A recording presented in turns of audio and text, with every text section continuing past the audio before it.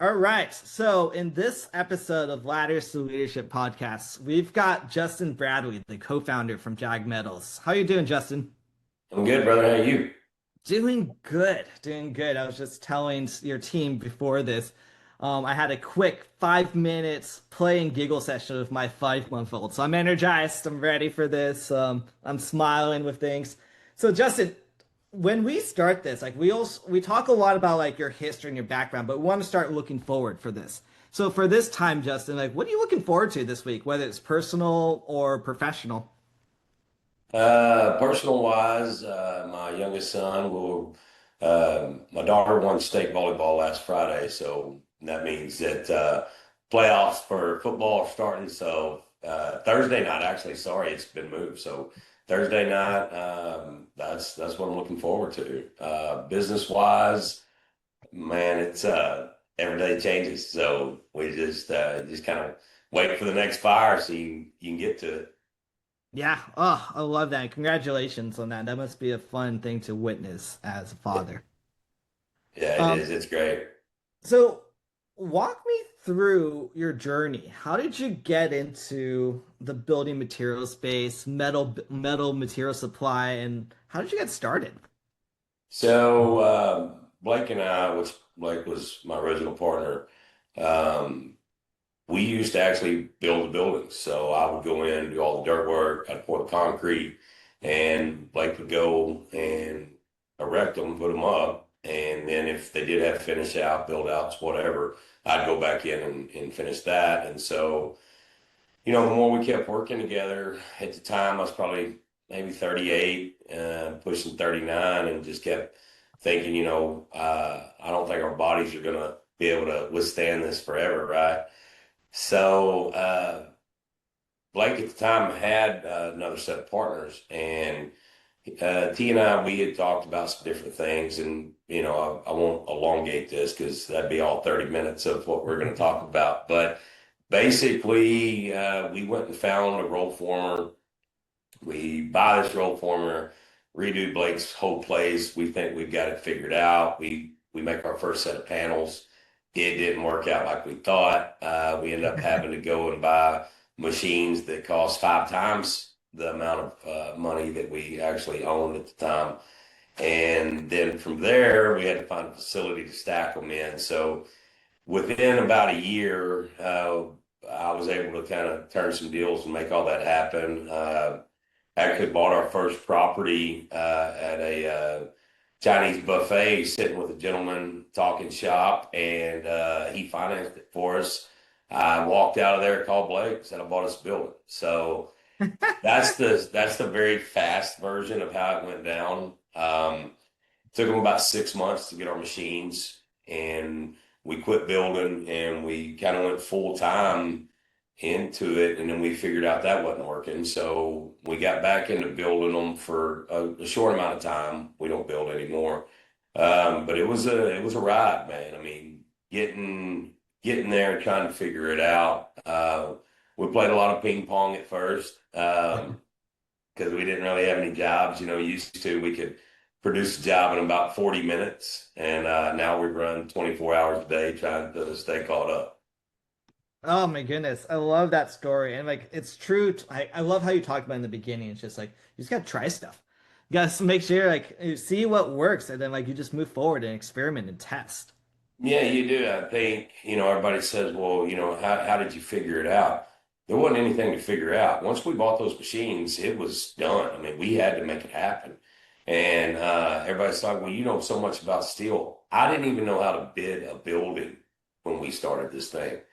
And now Blake could. He obviously he put better buildings up because you got to understand, being in Texas, if you're outside the city limits, anything 50, 60, 70 foot wide, you're just going to come and get the raw materials from us. They're going to cut it on site. They're going to weld it up. We're going to make your sheets, the trim, and the building's done. We're not talking about permits and drawings and engineers. I mean, this thing's going down right now. Ah, yeah, so true with this. So tell me about the current landscape of your business. Like what's working really well for your business lately? We've always been very blessed when it comes to business. I guess once it started, and the thing I tell everybody the same thing is we don't sell steel, we sell customer service. Hmm. And that's always been what's got us to the next level with all of our facilities. And we've always, like I said, we've been very blessed in what's happened. But um, the constant, whether it's with Ben on doing, Facebook, Instagram, etc., talking with people such as yourself, making sure that we keep ourselves out there. Obviously, we're turning a transition into AI, and so that's going to be interesting. What that looks like versus an SEO. We do quite a bit of radio advertisement, but the majority of it is our customer and word of mouth. And you have to have that. You have to have people continuing to put your name out there. We try to involve ourselves as much as possible inside of the communities we're in, as far as charities, helping people. Being from Texas, obviously, there's a lot of Yeah. livestock as far as the shows, the kids buying animals and making sure we're part of the community every day. Yeah, absolutely. And let's get down to something a little bit more tactical. Let's double click on that piece because I love that you talked about we don't sell steel, we sell customer service. Correct. Walk me through a recent win you're proud of with your team, like a customer or an employee that stood out for you. Help me understand more about how selling customer service stands out with JAG. So we just opened a brand new facility in Abilene, which is about 2 hours from our main yard, which is in Weatherford. Um, One of the new salesmen that came on, obviously he came from a company that does the same thing that we do, or we're not exactly the same animal, but we're in the same genre as far as what we do. And just being able to get his customers the sheets and trim that they're needing faster. And when I say faster, I'm saying if as long as they get their orders in, say by Tuesday, they're going to get it delivery on Thursday. If they get everything turned in by the end of Friday night, they're going to get everything they wanted on Tuesday. So what we're trying to do. It's what we've always done. Now, there are machines out there that we will turn on and it'll even be faster. They'll be able to get it next day like you do here in Weatherford. But those are always our wins. Our wins are making sure that we're able to get the product, produce the product, and get it in a timely manner to make sure that our contractors are able to keep moving as fast as possible.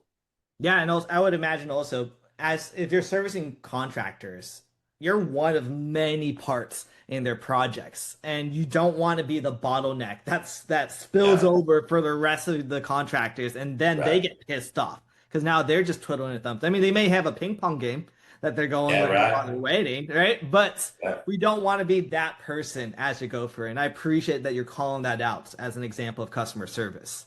Right. I mean, I think that's in any industry, we've had this conversation before. I don't care if you're selling a single bottle of Coke. If that's what you do it the best you can. Because they can go get that, they can get steel anywhere. But the main thing we've got to do is make sure that our customer service and our ability to get the customer what they need to finish their jobs, even if it's a mistake, their mistake, our mistake, whatever, you got to make that happen. You got to fix it and get them done. And because you need them to get to the next job, we need another load of steel leaving this place. Yeah, absolutely. And when people hear about these things and you see the name of Jack all over the place, everyone thinks like, oh, like it's a successful business. We want to, like, it's easy, like it's an overnight success. Like I want to do this, but you and I both know as owners of businesses, it's not easy. And there's things behind the scenes that we always have to manage and juggle. So tell me, Justin, like, what's the hardest part about running your business in this day and age? So it's funny you say that. So when we started JAG, we were the only roll former within about 50 to roughly 60 miles from Weatherford. There are five roll formers within 30 miles of us now. Wow. So the juggle part of it is, if you have shortages, coal shortages, obviously this year it's been with trade wars up and down, trying to, figure out how volatile the steel market's going to be, what's going to happen. Those are all things you can't calculate. You can't figure for it. You can't base it. You could get an email I get an email while I'm sitting here talking to you that the price of steel just went up. Well, just because steel goes up doesn't mean you get to go up. Hmm. You gotta be able to maintain that, hold that for your customer. These guys could, they could have a job strung out there for another week. They can't take that kind of hit. So you got Yeah. to dig down. You've got to figure out how you manage that. How do you help the customer make sure that you maintain the company's profit and ability to stay open as well? Rising cost of health insurance, you name it, right? I think there's a lot more to it than what people think. And yes, we've been very blessed, but it's a constant grind. I mean, it's a lot easier today than it was before. I don't let my anger out as much as I used to. I've learned to maintain that because the solution is in your head somewhere, but you gotta dig down and maintain that as far as what's, I guess, probability. What is how do you structure it to make sure that the day to day runs? I'm not big on looking back to yesterday. I Yeah. don't live in the past. And I'm not trying to get too far out in front of the future because there's too many equations that can happen when you do that. So we don't buy. Some companies buy months out. We don't do that. We go with the market, and it's worked out very well for us. Yeah, that's great. And like it sounds like just with experience, like you just know how to like manage this. And with the experience you have, like I would it's safe to say for me, like, and correct me if I'm wrong, is like with your background and just the years of doing right with the customer, you built that relationship where you can be transparent and upfront with them on that month to month or like just going with the market's trends and patterns. Yeah, when you get outside of that and you start thinking that you're smarter than the game's going to eat you. Yeah. And I think a lot of people believe that, it's no different than the other roadformers coming in and other companies coming in here and doing what we do. Number one, you don't do what we do. But you have to be very careful with that. We try not to get in other people's markets. We'd like to create a space around the communities that we want to be a part of. And I think, I've seen guys, and not just in our area, but I see people and even friends of mine that they'll go get into businesses that other gentlemen or ladies have been very successful at. And I always tell them, man, you need to be very, very careful. When you're hunting giants, it can get real tricky real quick. But we're different in that, back to the insurance part of it, we take care of our employees. We treat our employees like family. And that's a very important thing to me, to Blake, to Jayden, to all of us, is that we maintain that. And yes, we're a pretty good sized company, right? When you get, I guess once we got over 100 employees, I don't think about it. It's just a day to me. This is what we do. This is what we're going to do, and we're going to continue on. But when you start getting up into that amount of employees, you got to remember when you're waking up, it's not just the employee. That employee has a wife or a husband. That employee has children, you know. And when you wake up and realize you're not getting up for yourself, you're getting up for about 400 people. And so you got to go make it happen. And making those decisions, you got to remember it's not just about your life, it's about everybody around you as well.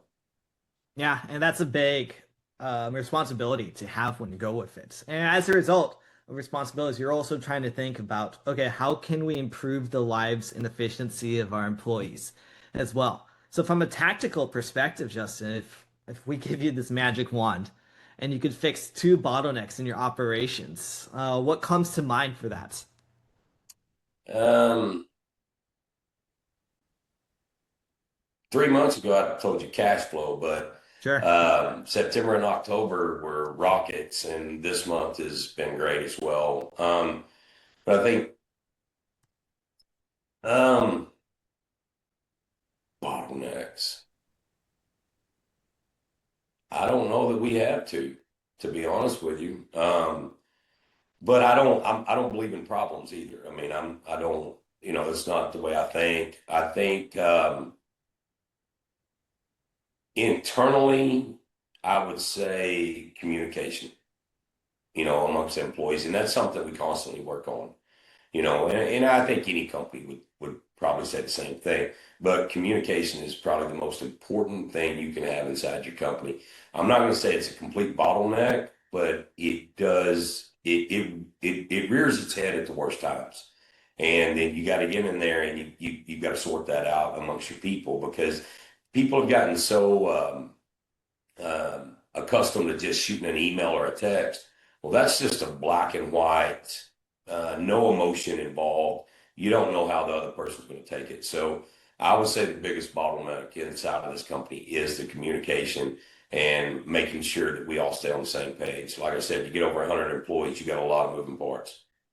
Yeah, and that's fair. I was expecting something along the lines of that because if you have 100 employees, imagine playing telephone with so many different people and like what you're talking about. Oh yeah, I'm on my way to grab dinner, and now you're saying like, oh what? I'm going to NASCAR full, oh, and like moving away from my wife. Like, nope, that's not it.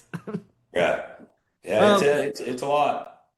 Yeah, and let's talk about we talked a little bit about the past. I love how you talked about focusing on like the future aspect of things. Like we want to look forward facing. And I know you talked about we don't want to look too far ahead and but tell me like where do you want your what's the direction of your business and where it's heading? Where do you want it to be in the future for you? And however you define that time frame for you.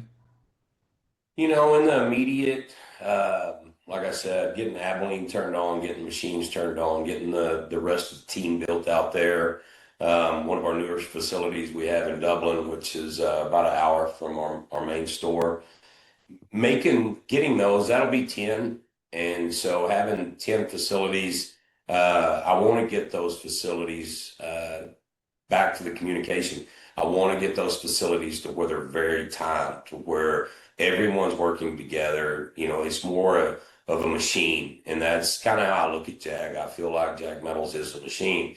And it's a very good machine, but you got to keep it old. And for the future, as of right now, we are slowly moving into slitting coils down, getting into the roofing game, being able to have portable roll formers go out to the job sites, commercial and residential, roll the material on the site, take care of the contractor, be a part of the job, minimize waste for what these guys are trying to do, and or even helping them to the point if it's a big job and they need us to come out 4 different times because the job's so big and they don't want to take half the roof off and put it back on. We want to be a part of that as well.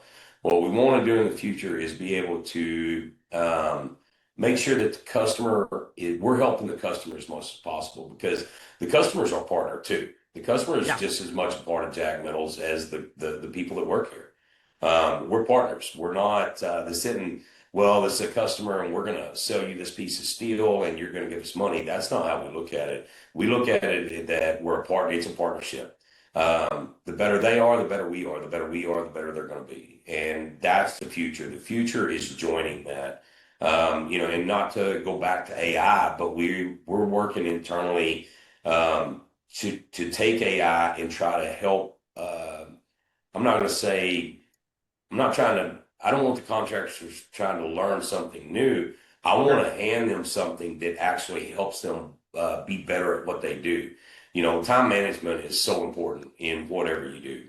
And with that, if there's any way that we can do it, and if we can take AI and we can start making it prettier, well, on our website, we have a 3D design tool that you're able to use and build your building. But if we can take AI and figure out how to make it actually break it down and tell you the materials that you need inside of there without you sitting down and having to hand figure it or us hand figure it for you, then we're going to offer that. Now, obviously, it would only be offered to our customers Yep. specific, but that is something we're trying to figure out. How can we make their life better?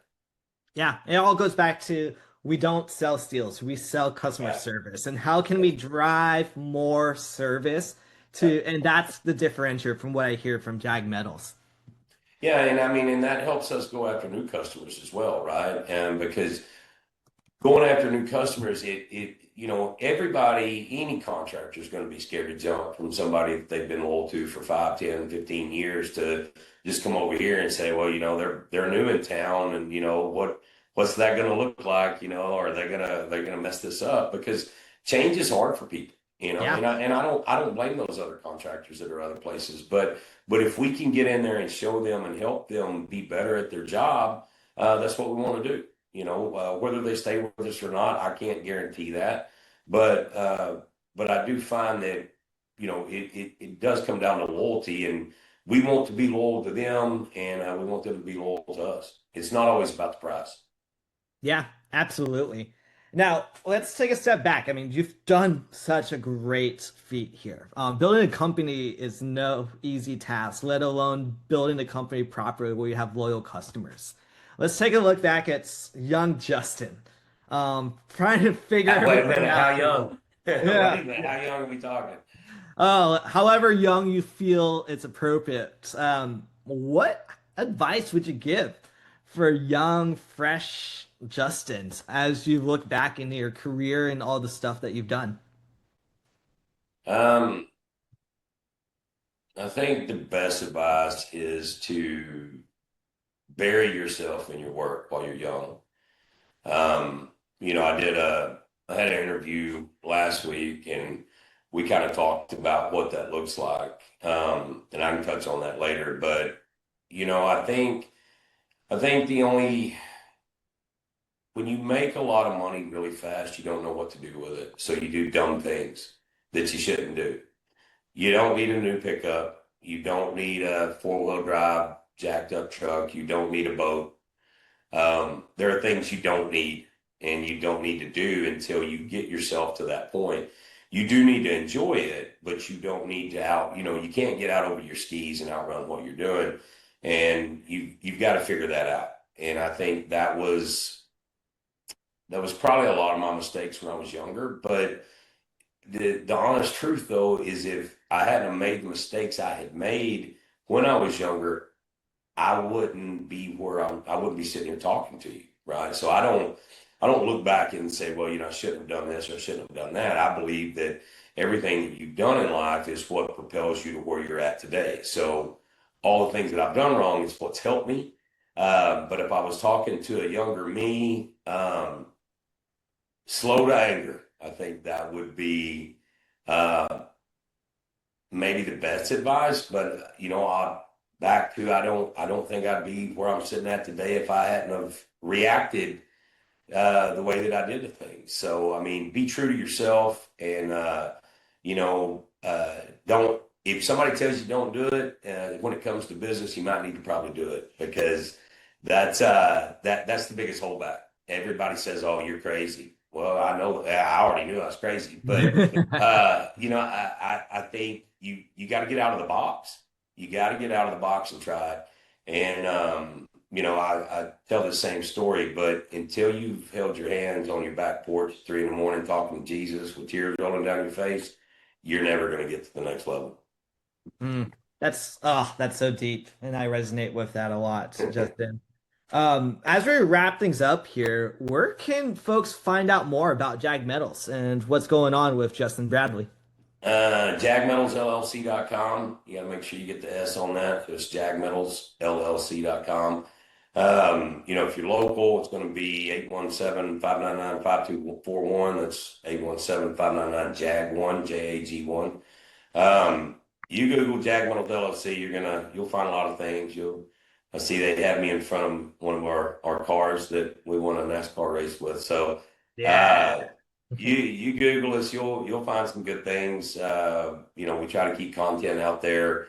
Call up here. I don't, sadly enough, I can't even tell you our 1-800 number, but I know we have one. But JagMetalsLLC.com is the fastest way to find us. Oh, perfect. This has been a great episode. Appreciate your Yeah. time, Justin. And again, for every yes as a business owner means you said no to a dozen other things. So thank you for saying yes for this and sharing insights for those You about what bet. sets JAG Metals apart. Yeah. Well, thank y'all for having me.